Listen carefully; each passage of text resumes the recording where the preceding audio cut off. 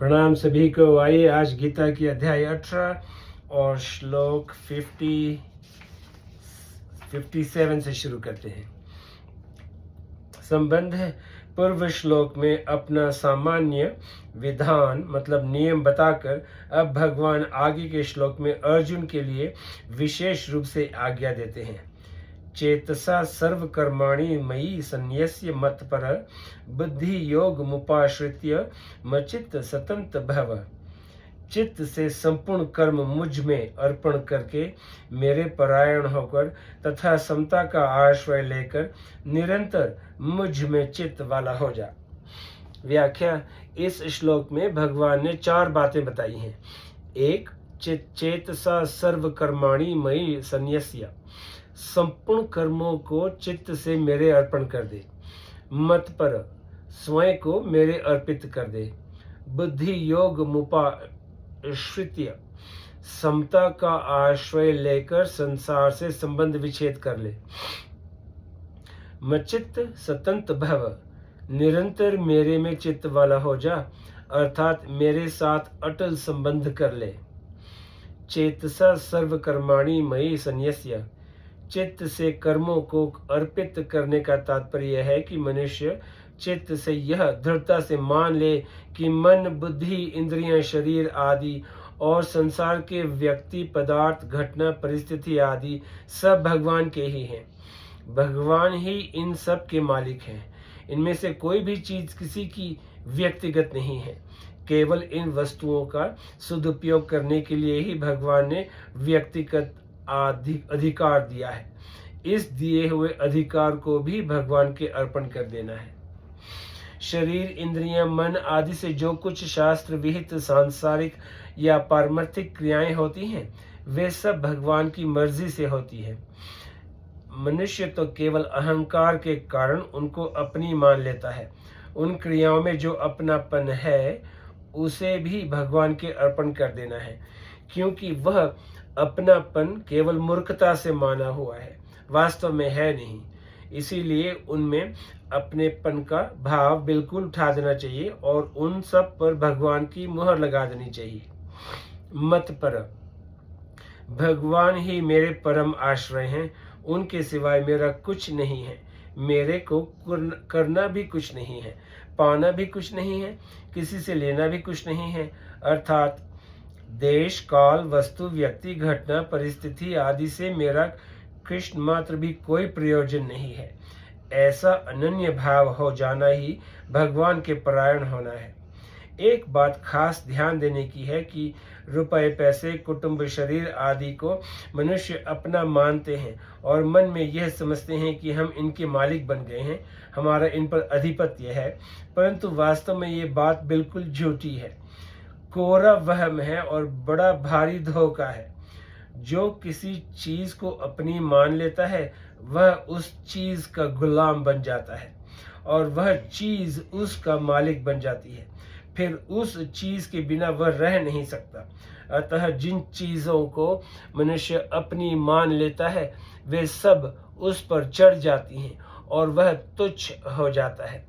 वह चीज चाहे रुपया हो, चाहे कुटुंबी हो, चाहे शरीर हो, चाहे विज्ञा बुद्धि आदि हो, ये सब चीजें प्राकृत हैं और अपने से भिन्न हैं, पर हैं। इनके अधीन होना ही पराधीन होना है। भगवान स्वकीय है, अपने हैं। उनको मनुष्य अपना मानेगा तो वे मनुष्य के वश में हो जाएंगे। भगवान के हृदय में भक्त का जितना आदर है उतना आदर करने वाला संसार में दूसरा कोई नहीं है। भगवान भक्त के दास हो जाते हैं और उसे अपना मुकुटमणि बना लेते हैं। मैं तो हूँ भगतन का दास, भगत मेरे मुकुटमणि। परंतु संसार मनुष्य का दास बनकर उसे अपना मुकुटमणि नहीं बनाएगा, वह तो उसे अपना दास बनाकर पददलित ही करेगा। इसीलिए केवल भगवान के शरण होकर सर्वथा उन्हीं के परायण हो जाना चाहिए। बुद्धि योग मुपाश्रित्य, गीता भर में देखा जाए तो समता की बड़ी भारी महिमा है। मनुष्य में एक समता आ गई तो वह ज्ञानी, ध्यानी, योगी, भक्त आदि सब कुछ बन गया। परंतु यदि उसमें समता नहीं आई तो अच्छे अच्छे लक्षण आने पर भी भगवान उसको पूर्णता नहीं मानते। वह समता मनुष्य में स्वाभाविक रहती है। केवल आने जाने वाली परिस्थितियों के साथ मिलकर वह सुखी दुखी हो जाता है। इसीलिए उनमें मनुष्य सावधान रहे कि आने जाने वाली परिस्थितियां के साथ मैं नहीं हूँ। सुख आया, अनुकूल परिस्थिति आई तो भी मैं हूँ, और सुख चला गया, अनुकूल परिस्थिति चली गई तो भी मैं हूँ। ऐसे ही दुख आया, प्रतिकूल परिस्थिति आई तो भी मैं हूँ, और दुख चला गया, प्रतिकूल परिस्थिति चली गई तो भी मैं हूँ। अतः सुख दुख में, अनुकूलता प्रतिकूलता में, हानि लाभ में मैं सदा सदैव ज्यों का त्यों रहता है। परिस्थितियों के बदलने पर भी मैं नहीं बदलता, सदा वही रहता है। और इस तरह अपने आप में स्थित रहें। अपने आप में स्थित रहने से सुख दुख आदि में समता हो जाएगी। यह समता ही भगवान की आराधना है। समत्व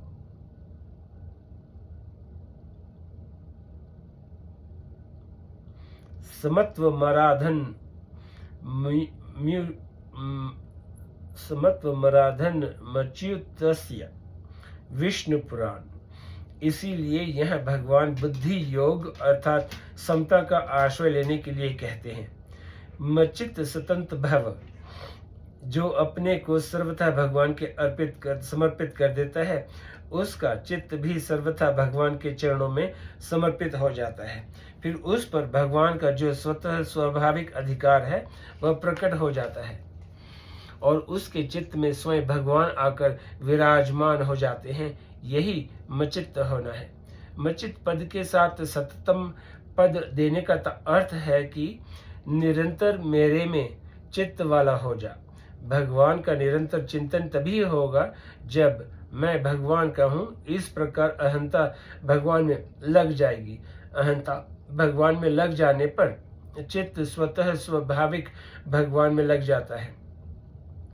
जैसे शिष्य बनने पर मैं गुरु का हूँ, इस प्रकार अहंता गुरु में लग जाने पर गुरु की याद निरंतर बनी रहती है।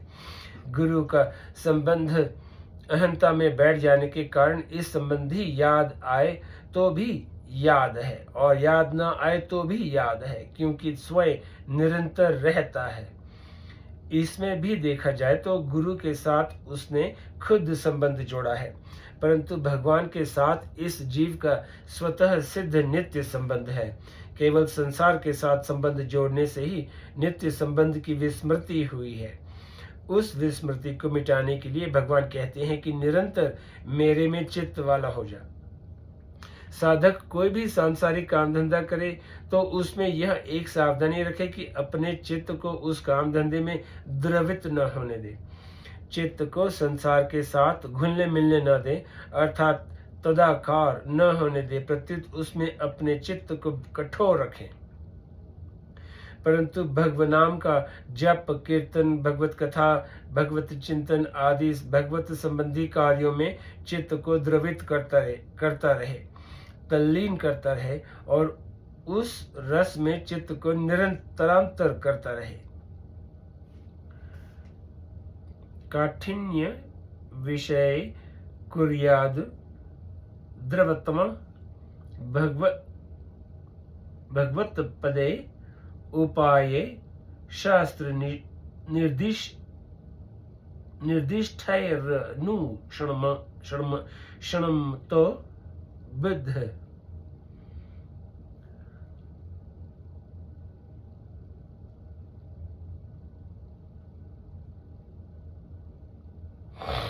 भक्ति रसायन।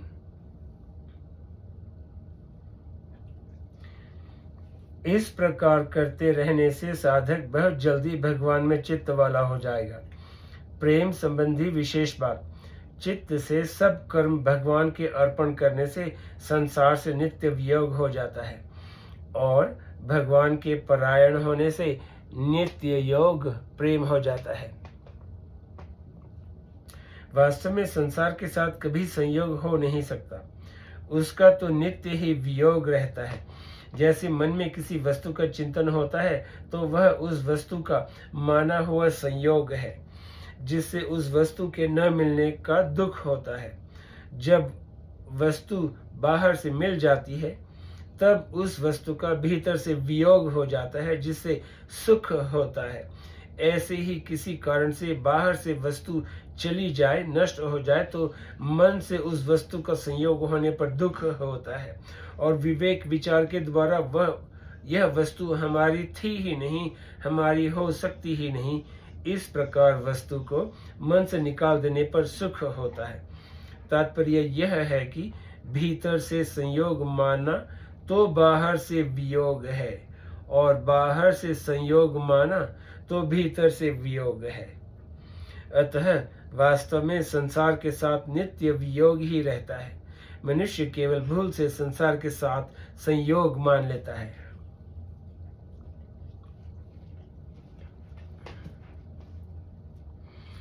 नित्य योग में योग, नित्य योग में वियोग, वियोग में नित्य योग, और वियोग में वियोग, ये चार अवस्थाएं चित्त की वृत्तियों को लेकर होती हैं। इन चारों अवस्थाओं को इस प्रकार समझना चाहिए।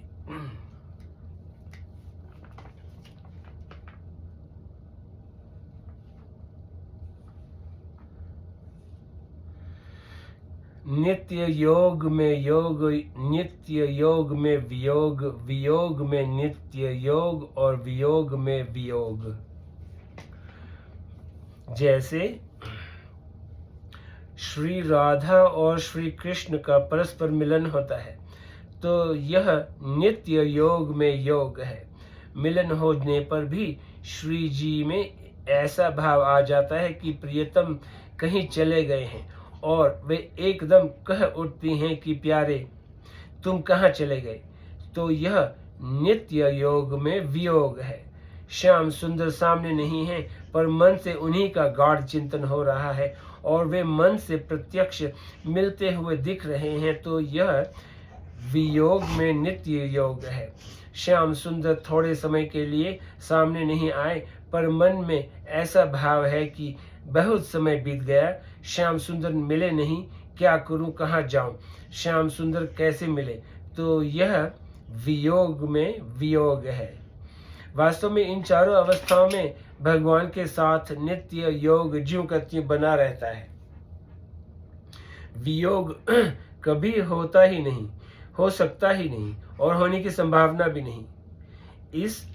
इसी नित्य योग को प्रेम कहते हैं, क्योंकि प्रेम में प्रेमी और प्रेमस्पद दोनों अभिन्न रहते हैं। वहाँ भिन्नता कभी हो ही नहीं सकती। प्रेम का आदान प्रदान करने के लिए ही भक्त और भगवान में संयोग वियोग की लीला हुआ करती है। यह प्रेम प्रतिक्षण वर्धमान किस प्रकार है?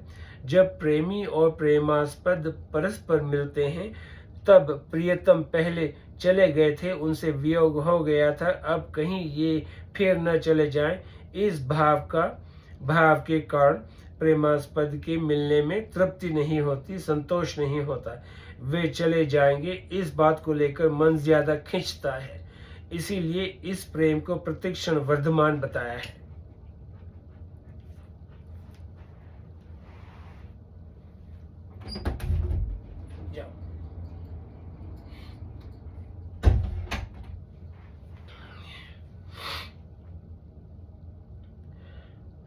योग और वियोग में प्रेम रस की वृद्धि होती है। यदि सदा योग ही रहे, वियोग न हो, तो प्रेम रस बढ़ेगा नहीं, प्रत्युत अखंड और एक रस रहेगा। अतः प्रेम रस को बढ़ाने के लिए भगवान अंतर्धान भी हो जाते हैं। प्रेम मतलब भक्ति में 4 प्रकार का रस अथवा रति होती है। दास्य, सख्य, वात्सल्य और माधुर्य। इन रसों में दास्य से सख्य, सख्य से वात्सल्य, वात्सल्य से माधुर्य रस श्रेष्ठ है, क्योंकि इनमें क्रमश भगवान के ऐश्वर्य की विस्मृति ज्यादा होती चली जाती है।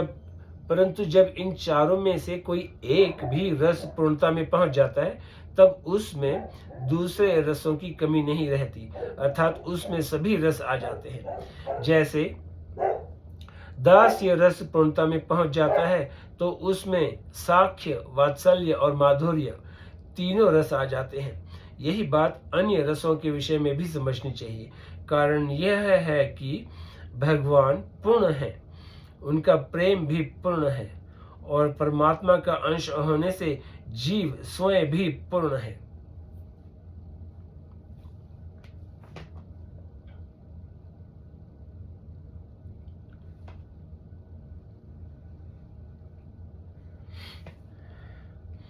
अपूर्णता तो केवल संसार के संबंध से ही आती है। इसीलिए भगवान के साथ किसी भी रीति से रति हो जाएगी तो वह पूर्ण हो जाएगी, उसमें कोई कमी नहीं रहेगी। दास्य रति में भक्त का भगवान के प्रति यह भाव रहता है कि भगवान मेरे स्वामी हैं, मैं उनका सेवक हूँ, मेरे पर उनका पूरा अधिकार है, वे चाहे जो करे, चाहे जैसी परिस्थिति में रखें, और मेरे से चाहे जैसा काम ले। मेरे पर अत्यधिक अपनापन होने से ही वे बिना मेरी सम्मति लिए ही मेरे लिए सब विधान करते हैं। सख्य रति में भक्त का भगवान के प्रति यह भाव रहता है कि भगवान मेरे सखा हैं और मैं उनका सखा हूँ, वे मेरे प्यारे हैं और मैं उनका प्यारा हूँ। उनका मेरे पर पूरा अधिकार है और मेरा उन पर पूरा अधिकार है। इसीलिए मैं उनकी बात मानता हूँ तो वे मेरी भी बात उनको माननी पड़ेगी।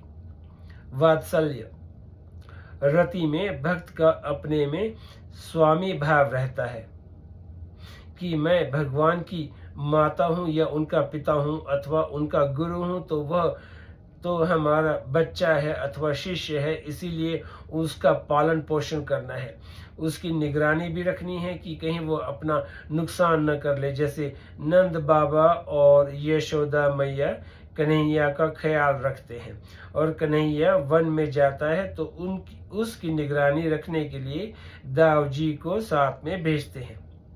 माधुर्य लोग प्राय माधुर्य भाव में स्त्री पुरुष का भाव ही समझते हैं, परंतु यह भाव स्त्री पुरुष के संबंध में ही होता है, यह नियम नहीं है। माधुर्य नाम मधुरता अर्थात मिठास का है, और वह मिठास आती है भगवान के साथ अभिन्नता होने से।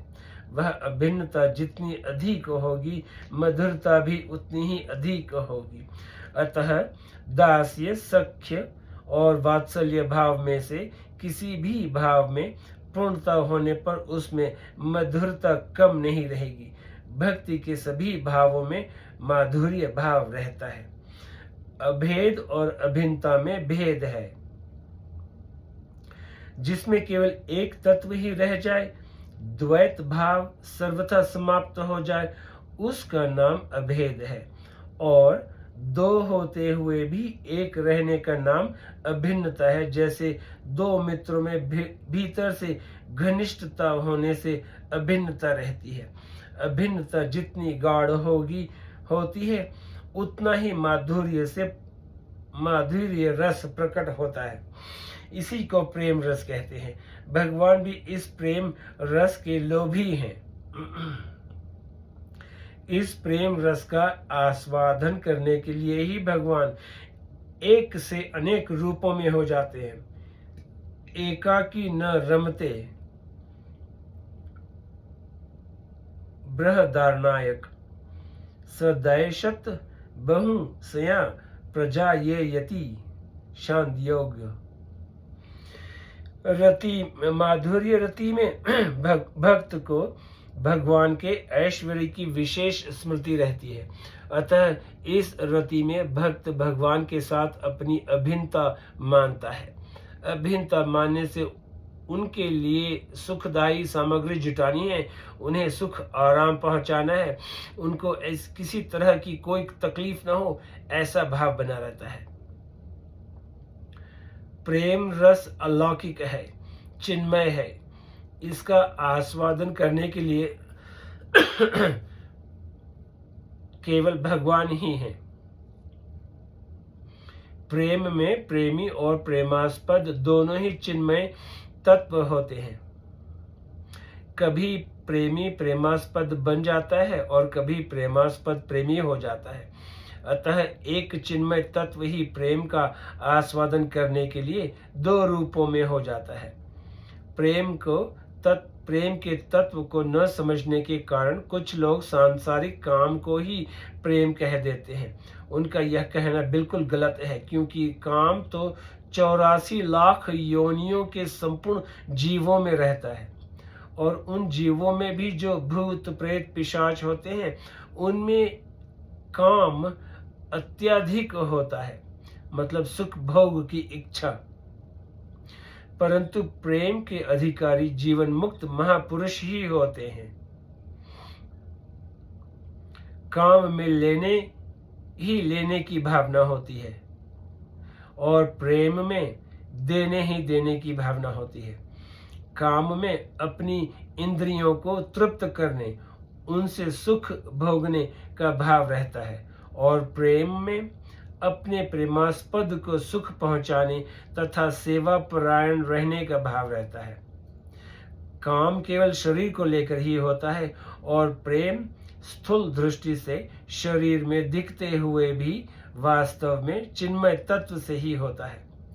काम में मोह मूढ़ भाव रहता है और प्रेम में मोह की गंध भी नहीं होती। काम में संसार तथा संसार का दुख भरा रहता है, और प्रेम में मुक्ति तथा मुक्ति से भी विलक्षण आनंद रहता है। काम में जड़ता मतलब शरीर इंद्रियां इत्यादि की मुख्यता रहती है, और प्रेम में चिन्मयता मतलब चेतन स्वरूप की मुख्यता रहती है। काम में राग होता है और प्रेम में त्याग होता है। काम में परतंत्रता होती है और प्रेम में परतंत्रता का लेश भी नहीं होता।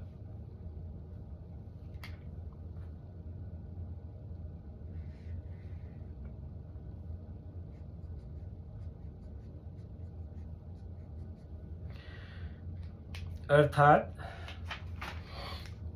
सर्वथा स्वतंत्रता होती है। काम में वह मेरे काम में आ जाए ऐसा भाव रहता है, और प्रेम में मैं उसके काम आ जाऊं ऐसा भाव रहता है।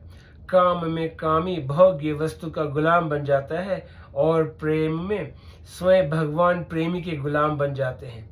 काम का रस निरसत्ता में बदलता है, और प्रेम का रस आनंद रूप से प्रतिक्षण बढ़ता ही रहता है। काम खिन्नता से पैदा होता है, और प्रेम प्रेमास्पद की प्रसन्नता से प्रकट होता है। काम में अपनी प्रसन्नता का ही उद्देश्य रहता है, और प्रेम में प्रेमास्पद की प्रसन्नता का ही उद्देश्य रहता है। काम मार्ग नरकों की तरफ ले जाता है, और प्रेम मार्ग भगवान की तरफ ले जाता है। काम में दो होकर दो ही रहते हैं, अर्थात द्वैधी भाव मतलब भिन्नता या भेद कभी मिटता नहीं, और प्रेम में एक होकर दो होते हैं, अर्थात अभिन्नता कभी नहीं मिटती।